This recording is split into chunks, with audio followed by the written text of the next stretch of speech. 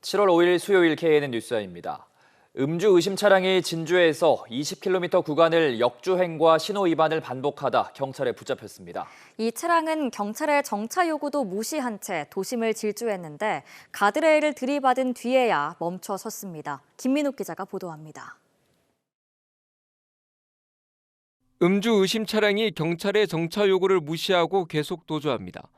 갑자기 중앙선을 넘은 차량은 가로막는 경찰차를 피해 위험하게 달아납니다. 지난 2일 밤 11시 50분쯤 산청에서 진주 방향 국도에서 음주 의심 경차가 역주행한다는 신고가 접수됐습니다. 이 차량은 도심에서 역주행과 신호 위반 등을 반복하며 20분 동안 20km를 도주했습니다. 음주 의심 차량은 이곳에서 순찰차를 충격한 뒤 중앙선을 넘어 가드레일을 충격하고 나서야 멈춰섰습니다. 이 사고로 순찰차 안에 있던 경찰관 2명이 다쳐 치료를 받았습니다. 오고 가는 차량 유동량이 아무리 저녁이라도 어느 정도 있기 때문에 아마 저희가 급하게 제지하지 않았다면 큰 사고로 이어질 수도 있었다고 생각합니다. 경찰은 40대 운전자 A씨의 음주 여부를 확인하기 위해 체열의 검사 결과를 기다리고 있습니다. 지난 4월 진주의 한 교차로에서는 30대 운전자 B씨가 음주 상태에서 신호 위반을 하고 500m를 도주하다 검거됐습니다. 경찰은 면허 정지 수준의 음주 상태인 B씨를 도로교통법 위반 혐의로 불구속 입건했습니다. KNN 김민욱입니다.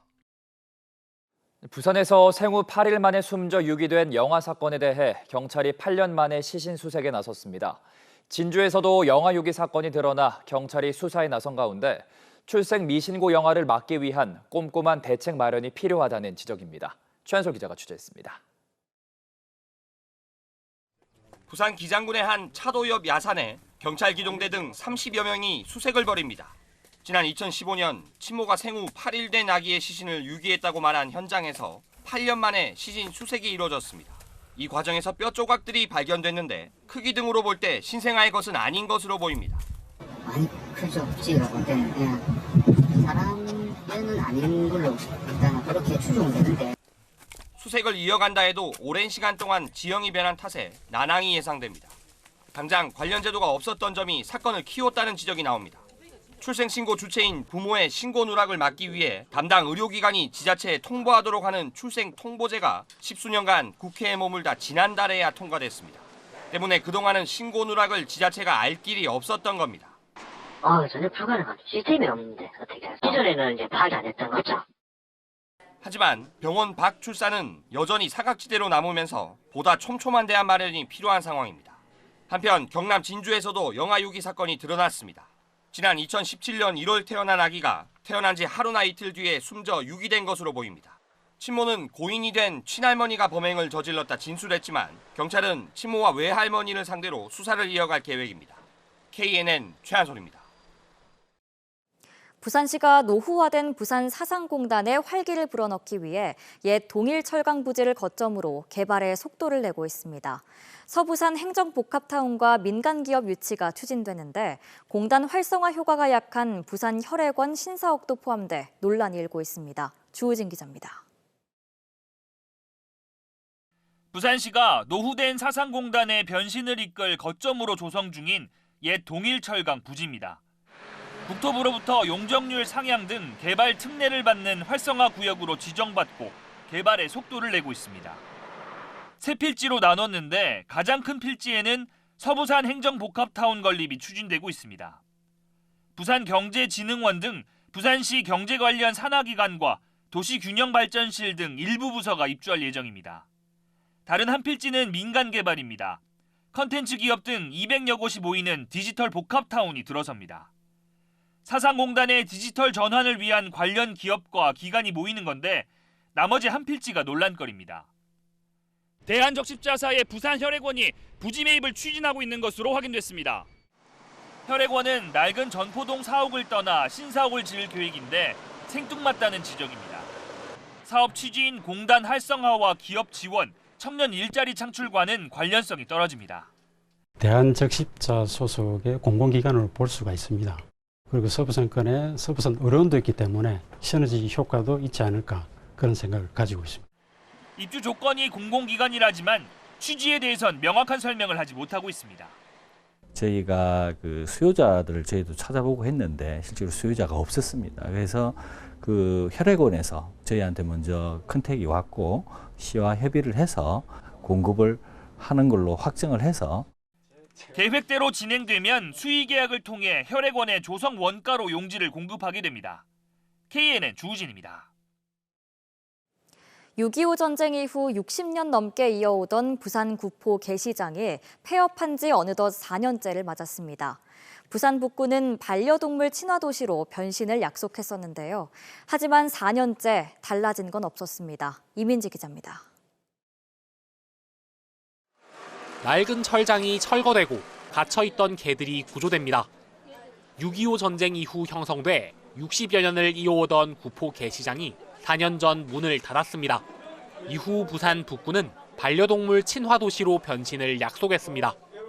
게시장이 있던 자리에 3층짜리 공영 주차장을 짓고 1층 상가에는 반려동물 관련 점포를 입점시키기로 했습니다.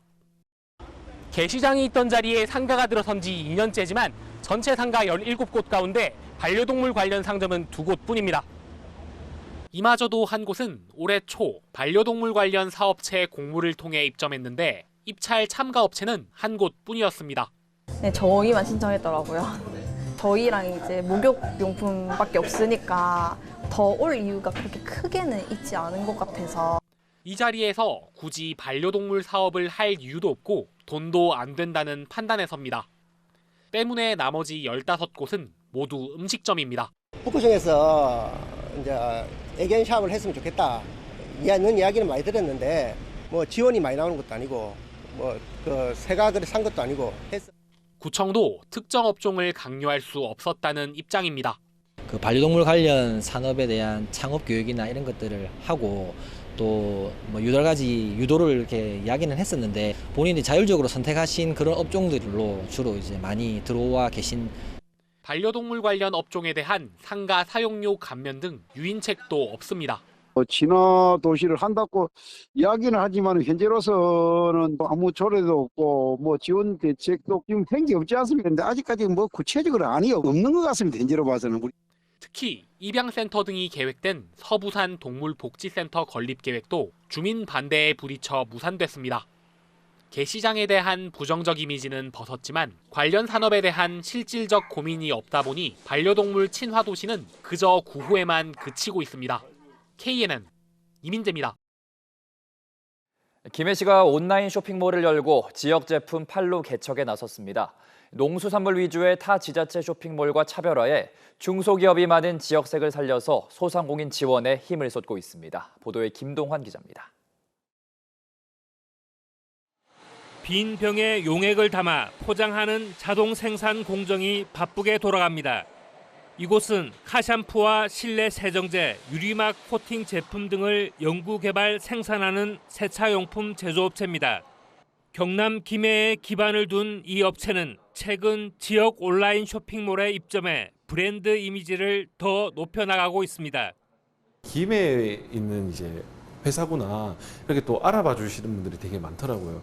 이제 뭐 그분들을 통해서 또 이게 또 입소문이 또 좋게 이렇게 김해를 대표하는 브랜드다. 돼지국밥과 순댓국으로 맛집 반열에 오른 지역의 한 외식업체는 이제 전국구 기업을 꿈꾸고 있습니다. 밀키트를 만들어 유통망을 늘려나갈 계획인데 지역 온라인 쇼핑몰에 기대를 걸고 있습니다.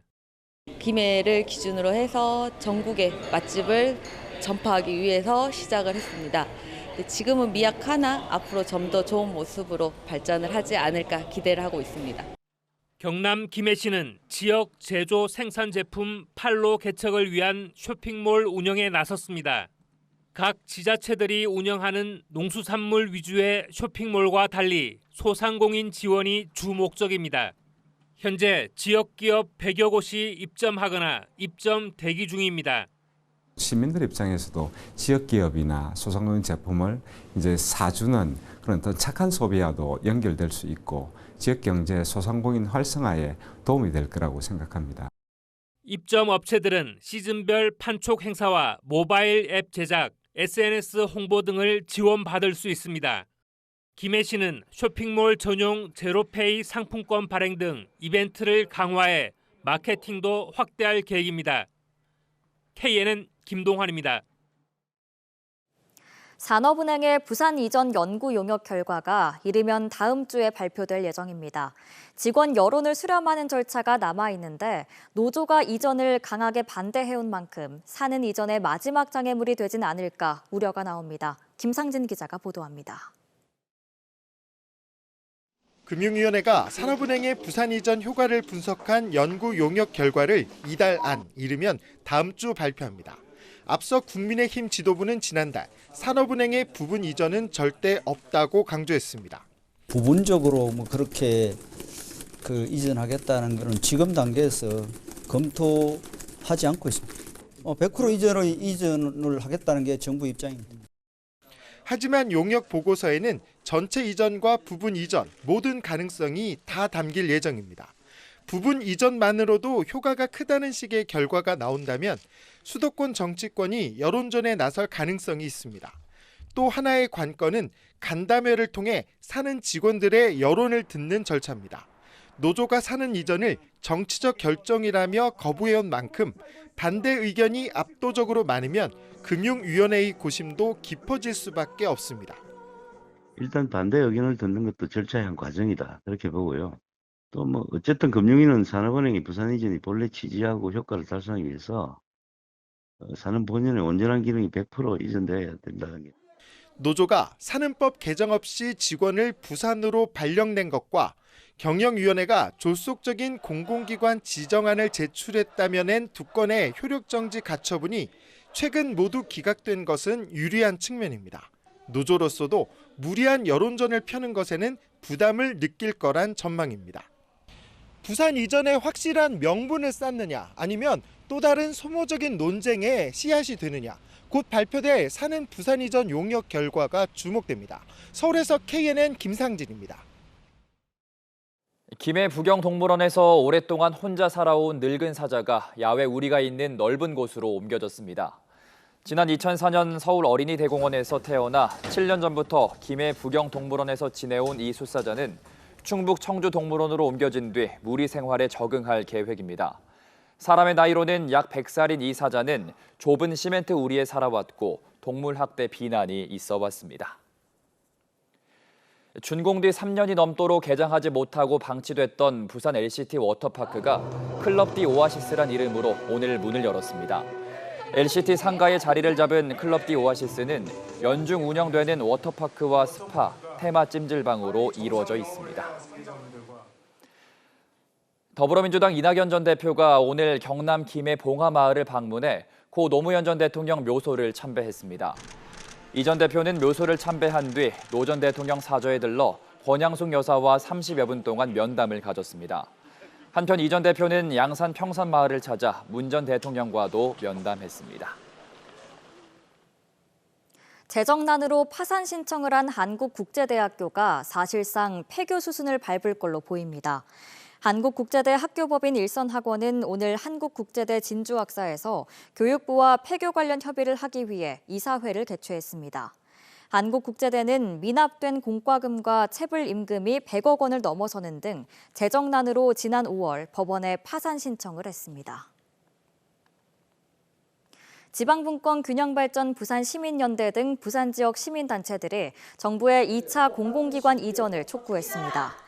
이들은 지자체들의 유치 경쟁을 이유로 이전 계획 발표를 미루는 것은 설득력이 떨어지고 대통령의 공약 이행 의지에도 의문을 갖게 한다며 지역 균형 발전을 위한 2차 공공기관 이전을 서두르라고 요구했습니다. 민선 8기 1년을 마친 부산시의 성과와 앞으로의 과제에 대해 박형준 시장이 직접 부산 시민, 전문가와 만나 의견을 나눴습니다.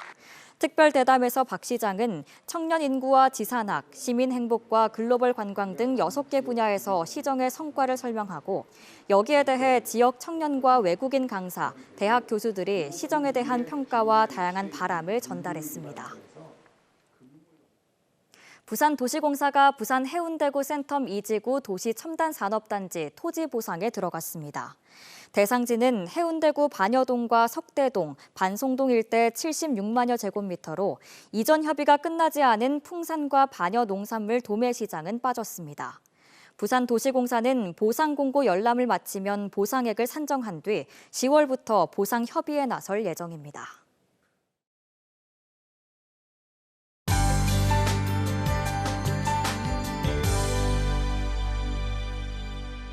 장맛비가 그치면 어김없이 무더위가 찾아옵니다. 부산, 경남 대부분 지역에는 폭염주의보가 발효됐는데요. 이들 지역은 습도가 높아서 체감 기온이 33도 선을 웃돌겠습니다. 맑은 하늘이 드러나면서 내일은 대부분 지역의 자외선 지수가 위험 수준까지 오르겠고요. 오존 농도는 나쁨 수준까지 오르겠습니다. 내일도 전국적으로 무더위가 기승을 부리면서 자외선이 강하겠습니다. 대구의 낮 기온은 34도가 예상됩니다. 내일 아침 기온은 오늘보다는 1도에서 6도 정도 낮게 출발하겠습니다. 한낮 기온은 오늘과 비슷하게 오르겠는데요.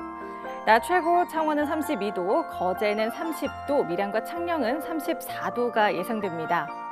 부산도 낮 최고 29도, 양산은 32도 등으로 예년 이맘때보다 덥겠습니다. 바다의 물결은 동해 먼 바다를 중심으로만 높게 일겠고 내일까지는 저지대 침수 피해에 유의해 주셔야겠습니다. 금요일에서 토요일 사이에는 또다시 많은 비가 내리겠고요. 비가 오는 동안에는 무더위는 주춤하겠습니다. 날씨였습니다.